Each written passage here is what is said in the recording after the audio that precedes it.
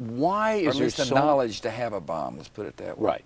Why is there so much resistance from the rest of the world, excepting Britain, Australia, Canada, to helping in Afghanistan, for example? In Afghanistan? All over. In Afghanistan, very hard to get NATO troops in there. Very hard to get commitment in there. And they know, like you do, the danger from the Taliban. They know the human rights. Well, first of all, there are a lot of NATO troops but there. They're not, the problem is carrying that there's different caveats. In other words, there are some parliaments that sent their troops in with the restriction on fighting.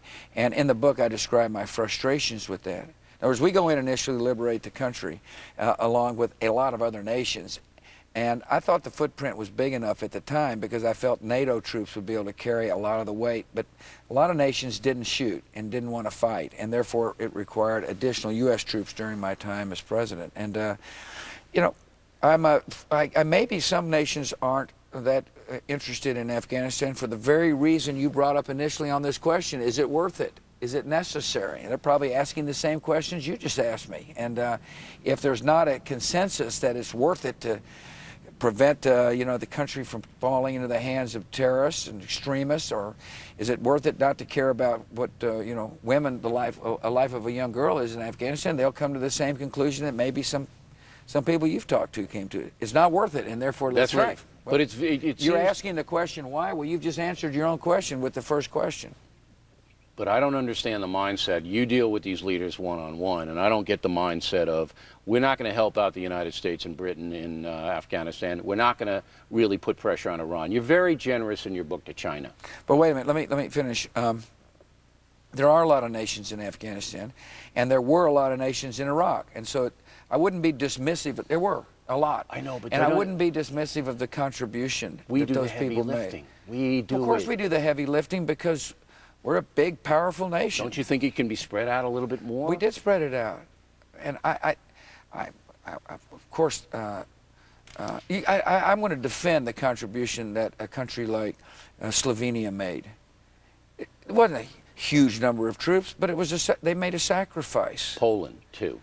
They did. They were the first. Poland was big. Special operators. If everybody was like Poland, we would have already defeated these people. Upcoming, President Bush addresses China and his poll numbers while in office. Also later on, reaction to my interview. Laura Ingraham and Charles Krauthammer will be here, and we will be right back. Along now with my interview with President George W. Bush, who is on tour to promote his new book, Decision Points. You're very generous to China in your book. I'm not so sure about China. They haven't helped with Iran. In fact, they've hurt us with Iran. Okay, they have different interests. Remember, I put the story in there about Hu Jintao saying, I said, what keeps you up at night? Can I answer that? Yeah, 25 million new jobs a year. So if that's what keeps you up at night, you're interested in resources necessary to grow your economy. But surely China and Russia, the two ones who have enabled Iran to take this ridiculous stance, surely they understand the danger that you understand, President Obama understands, that these guys get a nuclear weapon, it can go off anywhere. They just hand a dirty bomb to someone else. They don't care. There's a lot of different interests in the world. And the job of the president and job of other like-minded people is to continue to focus everybody's attention on the ultimate problem with Iran. But yeah, they care, but they also want to create wealth in their economy, and they want to grow jobs. And that's what makes this issue so difficult, is that there are disparate interests. Not everybody agrees with you or me. And the job of diplomacy is to continue to rally the coalition. In the book, I point out that the NIE, the National Intelligence Estimate that came out that said to the world Iran doesn't have a nuclear weapons program, made it virtually impossible for me to keep our coalition intact initially. So I had to go back around and remind people the dangers. Just to explain to the viewers who haven't read the book, the NIE came back and said, hey, they really don't have a serious nuclear problem. Right. And we, of course, know that was ridiculous. But it did undermine, but my only point to you is that it made it difficult to keep the coalition focused because people have different interests. Of course. And they seized upon that to say this is the ultimate test for diplomacy. It's a difficult assignment. And so and I believe any U.S. president must use diplomacy to solve the problem before any other methods are used. Well, certainly President Obama agrees with you on that. So there's some common ground. Now, I know you don't care about this, but right, I probably don't, but go ahead. You're being very patient with me, Mr. President. I appreciate it. Your approval rating is going up. I don't know whether you saw that or not, but the latest polls have your approval rating going up. And the reason is, in my humble opinion, that you're actually talking to the folks. That you spent this week on a number of programs explaining why you did what Imagine you how did. high it's going to be after talking with you. It's going to be through the roof, and I appreciate it. Thank you. All right. Now, you don't care about approval ratings. You made that quite clear a number of times. However, I submitted to you in our last interview, all right, in the White House, that you made a mistake by allowing your enemies in the media, of which there are thousands, to define your administration. You didn't fight back. And Obama's getting the same criticism now from the far left, okay, that you let them run wild, accusing you of lying to go into Iraq, accusing you of all kinds of heinous crimes. They were accusing you of being a criminal, okay? That's what they were doing. But you didn't, you said, look, I'm not president, I got to lower myself. But I think Americans No, want... let me stop you there, please. Okay. I didn't say I'm the president, I don't want to lower myself. I said I don't want to lower the office of the presidency. Fine. And I don't think it does any good then nor now to engage in throwing spitballs at people who wanted to kind of coarsen the dialogue. I feel very strong, and I would do it the same way. I know what Really? names will, yeah. Because I know what but Bill, what fundamentally matters is for a president, can you look back and say, one, did you stick to your principles, and two, did you strengthen the office? See, the great thing about America is the office of the president is much more important than the occupant. That's what provides stability for our country. And I felt it would weaken the presidency, not me, weaken the presidency to engage in all this name calling. And I didn't want you to do comfortable that. with that decision. I wanted you to do what you did in your book while you were sitting in the White House, in the sense that you explained exactly why you did what you did, so that the American people wouldn't buy the propaganda that your enemies were throwing out. Well, in all due respect, I spent a lot of time explaining. The problem is that sometimes the explanations required more than 30 seconds. And oftentimes the president only is given 30 seconds on a national TV broadcast. And no, I spent a lot of time with the media. I harbor no resentment to the media, by the way. Really? Even the people who tried to hurt you and called you a criminal? No, care? I don't like to be called a criminal. But I think a lot of times the media were just transmitting other voices. And No, they believe me. Okay, well. They didn't like you. And that was my next question. You're, again, I don't know you very well, but you're affable, and people around your staff, like Dana Perino works for us now. She thinks you're the greatest. She loves you, okay? That's kind of her. But the people in the press hated you, a lot of them. Why? Why? I don't know. You have to ask them. I'm not a hater. And so sometimes it's hard for me to understand why somebody hates somebody. And could have been because of my policies. Maybe they didn't like my religion. I don't know. I'm sure there's a myriad of reasons. But that's what happens when you're the president. And it can either bother you or not bother you. I chose Do you ever think about it? being hated. No, not really. Never? No. I'm a pretty comfortable guy right now, you know. No, you look it. I really am. I'm honored to have served, and I'm glad I served, and I gave it my all, and that's all you can do at life. And I got back, and this sounds corny to some, I understand, but when I looked in the mirror, I knew I didn't sell my soul for the sake of any short-term politics or popularity, and I think that's important. Straight ahead, President Bush talks about his relationship with Vice President Cheney. And later on, Laura Ingraham gives her thoughts on the former president. So we hope you stay tuned for those reports. Welcome back to this special event, a full hour of my interview with President George W. Bush. We pick it up now with the president talking about his relationship with Vice President Cheney. One of the interesting parts about the book, or Dick Cheney was mad at you because you didn't pardon Scooter Libby. Is he still mad at you? No, Cheney? he's not. I don't think so. You talk to him a lot?